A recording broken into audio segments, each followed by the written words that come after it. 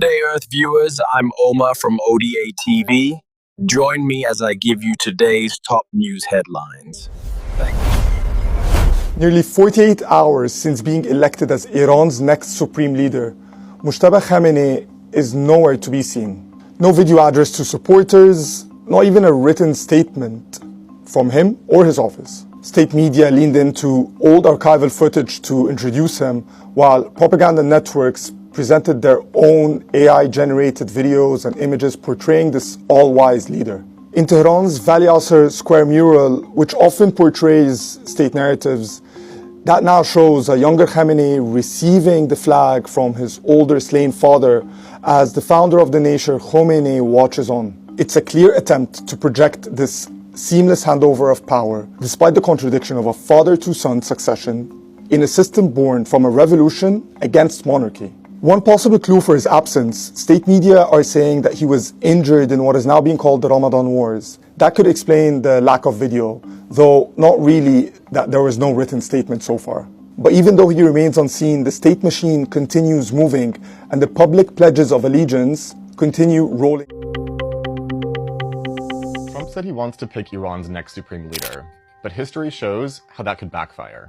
Trump told CNN he's not worried whether Iran becomes a democracy. He just wants a leader that will treat Israel and the US well. But Iran's history shows that when outside powers try to influence its politics, that often makes things worse. Start with 1979.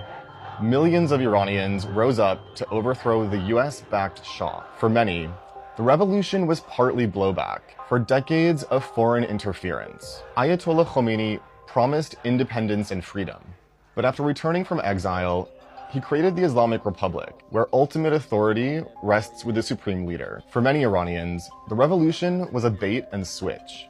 And the roots of that anger goes back even further. In 1953, the US and Britain backed a coup that overthrew Iran's democratically elected prime minister, Mohammad Mossadegh. The Shah was restored to power, but for many Iranians, it became the defining symbol of foreign intervention in their politics. And it wasn't the first time.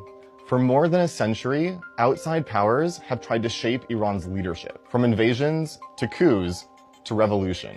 Now, Iran has a new supreme leader, Mojtaba Khamenei.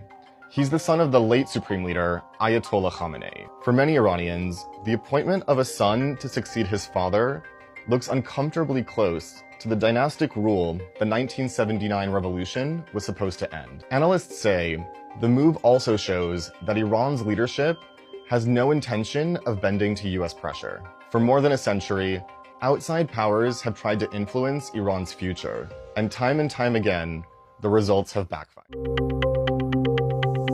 ما از بمب و موشک نمیترسیم. ما اعتقاداتی داریم که برای اون جونمون و خونمون و بچه‌مون رو فدا می‌کنیم. ما تا آخر پشت رهبرمون هستیم. So it's been a pretty big news day for us today. We had an exclusive interview with the foreign policy advisor to Iran's supreme leader. And then we went to this massive event, which was there to pledge allegiance to the new supreme leader, Ayatollah Mojtaba Khamenei, where a lot of people turned out. I would say hundreds of thousands of people turned out to Engelab Square, which is Revolution Square in central Tehran. And I have to say, the atmosphere was pretty charged up. A lot of people were very angry, of course, at the killing of the last supreme leader, Ayatollah Ali Khamenei, but then also because of the ongoing combat operations between Iran and then the US and Israel. Massive crowds have turned up here in Tehran for this government-organized rally. And the message they're trying to send is really twofold. On the one hand, it is to mourn the passing of Iran's late leader, Ayatollah Ali Khamenei, who of course was killed in an airstrike a little over a week ago, but then also to pledge allegiance and to welcome the new supreme leader of Iran, Sayyid Ayatollah Mojtaba Khamenei, who of course takes over. He is the second eldest son of the late leader. Now, you can see rallies like this not just here in Tehran, but in several major cities and even in small villages across Iran. It's something that has been organized for today, where the government is calling on people to come out, not only pledge their allegiance, but to also criticize the war with the United States and Israel. While we were on the ground there, we did manage to speak to a few people, and they were pretty angry at US President Trump. ما از بمب و موشک نمیترسیم. ما اعتقاداتی داریم که برای اون جونمون و خونمون و بچه‌مون رو فدا می‌کنیم. ما تا آخر پشت رهبرمون هستیم. خیلی برامون مهمه. این همه داریم ما خون میدیم شهید میدیم رهبرمون رو شهید کردن اگه الان نیاییم کی باید بیاییم. And all this is happening as that air campaign continues. There were airstrikes here on Tehran again today, and several agencies, whether it's the Iranian Red Crescent or You say that we're not even in a nightmare scenario yet. What is a nightmare scenario from here? A nightmare scenario would be that the Strait of Hormuz remains more or less closed, that there is really damage to these incredibly important facilities along the Gulf Coast, and that you have an extended outage. And at that point, you have not only prices going higher, this is part of the nightmare, you have financial markets hit. We saw some sense of that over the last few days. And of course, the world plummeting into an economic recession. That's the nightmare scenario that has people, and I think that's what the IMF is referring to, if this goes on for a long period of time. The president and his energy team are closely watching the markets, speaking with industry leaders, and the U.S. military is drawing up additional options following the president's directive to continue keeping the Strait of Hormuz open. I will not broadcast what those options look like, but just know the president is not afraid to use them. Rest assured to the American people, the recent increase in oil and gas prices is temporary, and this operation will result in lower gas prices in the long term. Once the national security objectives of Operation Epic Fury are fully achieved, Americans will see oil and gas prices drop rapidly, potentially even lower than they were prior to the start of the operation.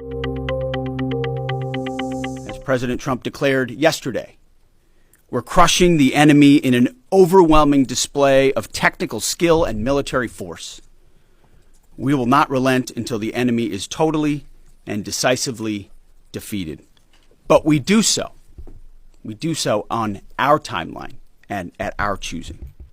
For example, today will be yet again our most intense day of strikes inside Iran. The most fighters, the most bombers, the most strikes. Protesters tried to stop Iran's women's soccer team from leaving Australia. They failed. You can see in this video one player being taken onto the bus by her wrist, escorted by police, eventually getting on a flight to Malaysia. 7 of their teammates chose to stay, granted humanitarian visas by Australia. Australians have been moved by the plight of these brave women. They're safe here and they should feel at home here. This controversy started when the team refused to sing Iran's national anthem. As bombs fell on their country, Iranian state TV labelled them as traitors, a punishment that could result in prison and even death. President Trump called on Australia to grant them asylum. Prime Minister Albanese taking his call at 2 a.m. And now 7 members are staying in Australia, while the others head home to a country at war. نحن قصتنا وحدة، بدناش نتخلى عن أرضنا، بدناش نتخلى عن أهلنا، وحقنا نحافظ على بيوتنا.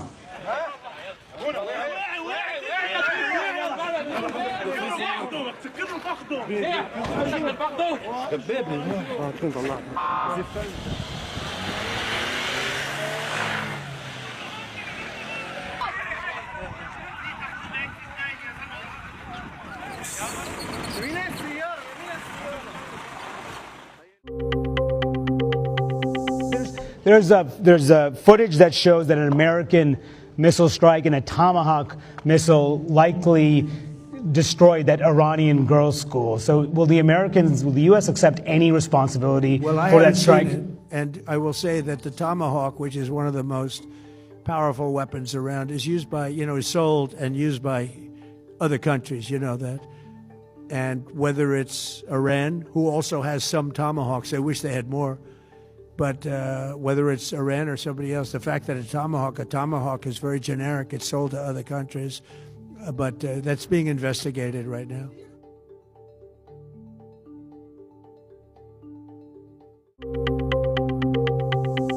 As the war fast spills over and twists, here Hezbollah rockets meet Israeli air defense. The fight thickening on the northern border Sunday night. I've been hearing that for about an hour now. Probably airstrikes over there in southern Lebanon. blasts through the dark. With daylight, it persisted, joined by Apache attack helicopters throwing defensive flares, as Israel said it had overnight led its second targeted raid on the Iranian ally here. Small arms fire close by. Israel has demanded much of southern Lebanon empty out, but there were no open signs they were yet here in number enough for a full invasion. Instead, picking off targets. The goal, to disarm Hezbollah forever, not yet in reach, their rockets constant.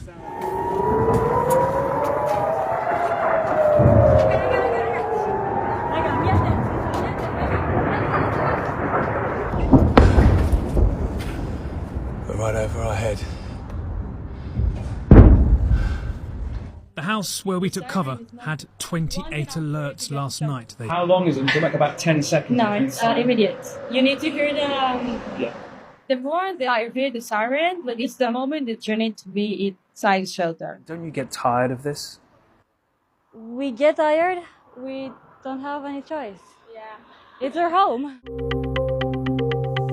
Why is Anthropic, the AI powerhouse, suing the Trump administration? Well, it's just the latest development in an ongoing standoff between one of the leading AI companies and the Pentagon. The lawsuit comes after Anthropic was designated a supply chain risk. That's a label typically given to companies associated with foreign adversaries. That designation impacts how companies with military contracts can use Anthropic's products. And that came as President Trump ordered federal agencies to stop using the company's technology last month. Anthropic is now alleging that both moves are legally unsound, calling them unprecedented and unlawful. The company claims the government is retaliating against it for exercising free speech, saying in the filing that its First Amendment freedoms are under attack. That's because the administration's actions came after Anthropic pushed back on its contract with the Pentagon because of two red lines: that its AI tools won't be used for mass surveillance of U.S. citizens, and that it won't be used for autonomous weapons. The Pentagon, however,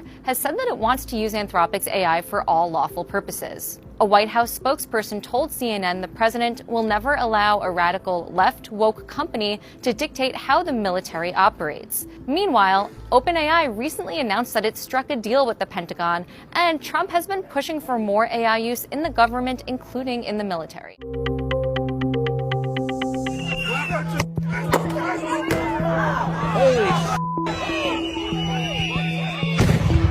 We looked into how federal immigration agents were using what are called less lethal weapons, things like pepper ball guns, tear gas, and pepper spray. And we found that agents were using them in ways that violate federal and local law enforcement policies. We analyzed dozens of videos where agents deployed these less lethal weapons, and to understand if they violated any policies, we reviewed federal and police department guidelines on use of force. Take a look at this protest outside an ICE detention facility last September. Immigration agents fired their pepper ball guns on the crowd.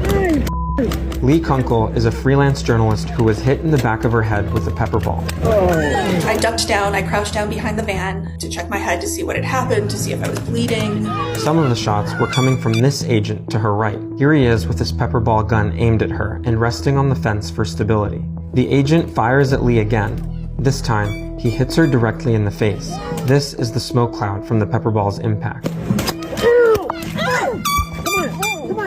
My nose just started gushing blood. Like it was just everywhere. It was all over my hands. It was filling my respirator.